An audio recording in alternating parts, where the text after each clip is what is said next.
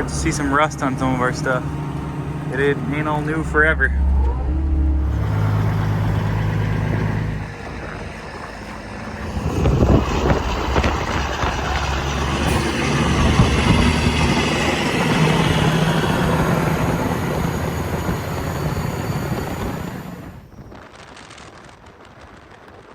So this building has a private well with 2 big pumps.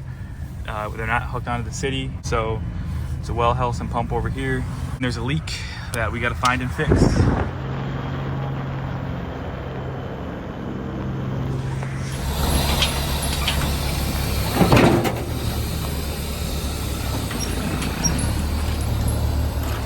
January, and we had like a foot of frost and it rained for 3 days. Now it's nice.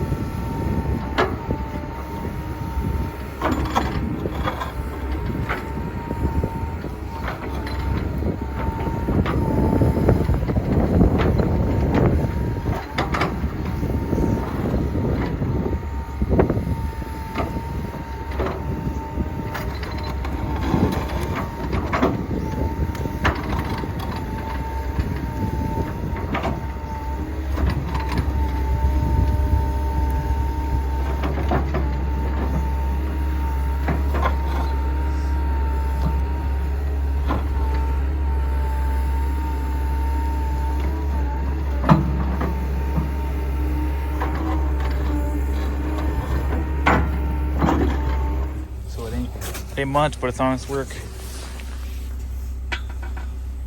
Come right out of the valve. You can see how this is wet. It's been leaking for a while. Oh, that's really saturated. Boy's gonna put some pressure on it. Here should be some big dogs. We diagnosed the problem. It's that one valve, the farthest one on the right. Got that ordered. Get that ordered up next week. Come back out. We're gonna cover it all with frost blankets, so it won't be any frost. Come back out and knock it out. All right, we're back on site. Week later, all the snow melted. We got the new valve, 10-inch gate valve, pretty big. New PIV. Excavator battery was toast, so we just got that jumped. Camera guy Carter.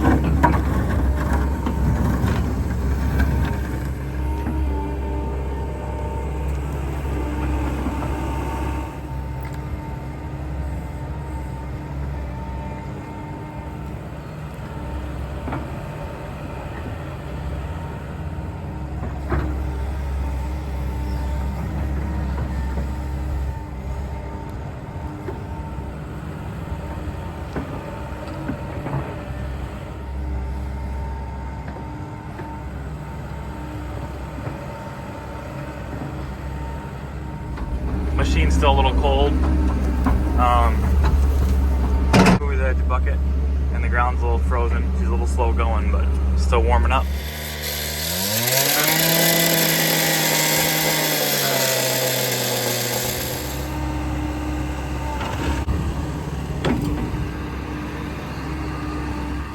Next morning, hit the little boy in the shop. Going to wrap up and load up the excavator. Let's make it happen.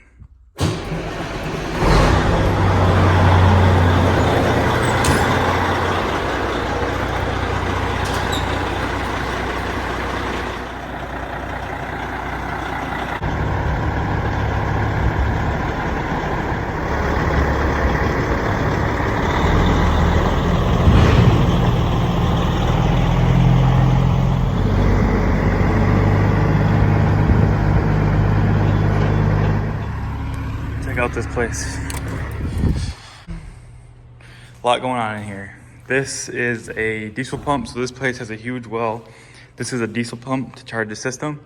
If this one croaks, then we have a big electric system. Same thing, that runs from the well to charge a 10-inch ductile iron.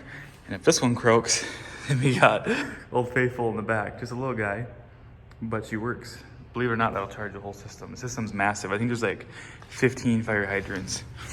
So there's a lot of electrical and a lot of water going on in here, obviously. So, cause it's a big facility. So that's how she works. This stuff is all, I think, from like the 80s. So it's, it kind of works now, but it had a lot of issues. This thing had a bunch of problems with the belts, numerous other things. So what they want to do, ideally, is hook up to the city, because the city recently ran a new water main about 300-400 feet from the building over there. So they want us to hook up from the building system into the water main so they can go off city water and not have to deal with any of this old crap in the well, because it's kind of just past its prime. Like I said, it's workable, but it's not optimal. Needs a lot of maintenance, put it that way. So yeah, we got her all put in yesterday. Everything's good, nothing's leaking, except this guy right here. This guy was leaking a few drops yesterday. There's so many fittings and connections in here. Not only here, but just, you know, hundreds or if not thousands of them outside, going all the way around the building and in the building for the fire suppression. So it just gets old and a lot of little leaks here and there. So that's how she works. This one was old and leaking. So we got flare fitting, and this goes from a 12 bolt flare. This is all 10-inch 12 bolt flare to a 8 bolt mega lug, to another 8-inch mega lug, to a MJ gate valve, another mega lug, piece of 10-inch ductile, 10-inch high max to the main there. Put pressure on it yesterday. This thing has almost 200 pounds of pressure on it, and it didn't leak one drop. So we're good.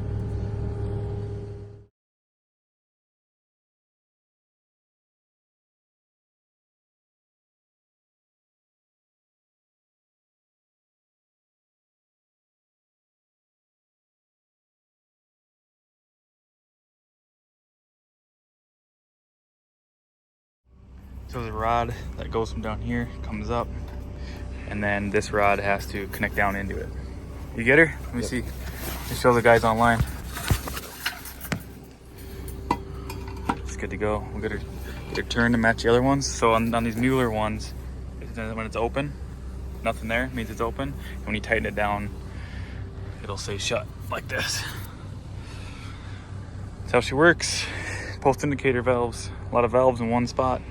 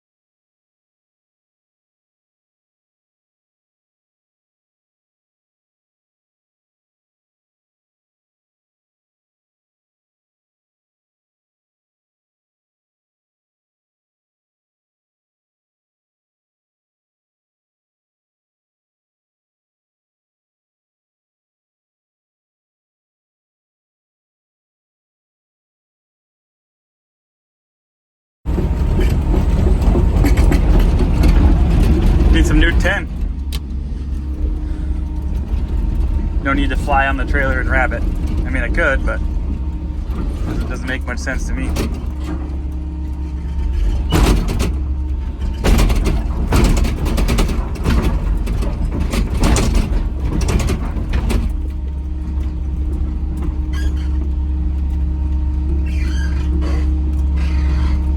Those little creaks is music to my ears.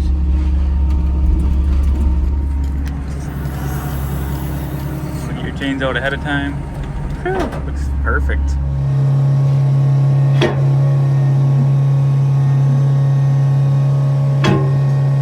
There she is, locked and loaded. Just gotta chain her down and hit the road.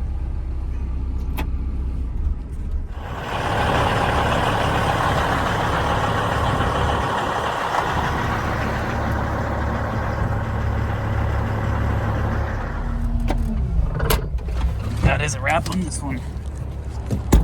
Dirty hands, clean money, as they say. Here she be. All right, thanks so much for watching, guys.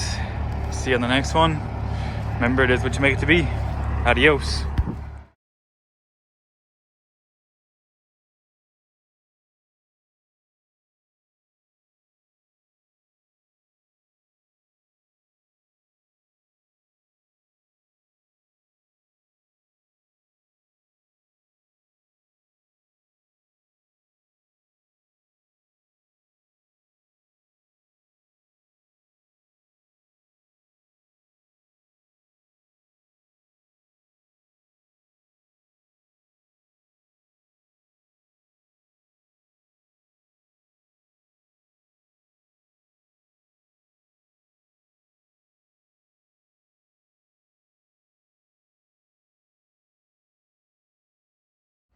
Hey everyone, just want to jump on here quick and talk about getting paid. Right now it's middle of February, and I was just talking to another local company yesterday, and he was saying how there's a bunch of jobs he still hasn't been paid for last year. So how we get paid, first of all, you got to have a good, clear, concise contract, state everything you're going to do and not do with the customer, and we send those out through Jobber on our quotes, get them approved through Jobber, and then we go off of that the whole time we're on the jobs, based on the quote and the scope of work and any spec that you have that you have approved and signed. And then we also have in our quotes our pay terms, because pay terms are a big deal. So what we do on residential is we do 25% down when we start the job, and then the remaining 75 the day or the week that we're done. And then in some commercial jobs, there usually isn't a deposit, and then you get paid in full within 30 days of when you complete the job.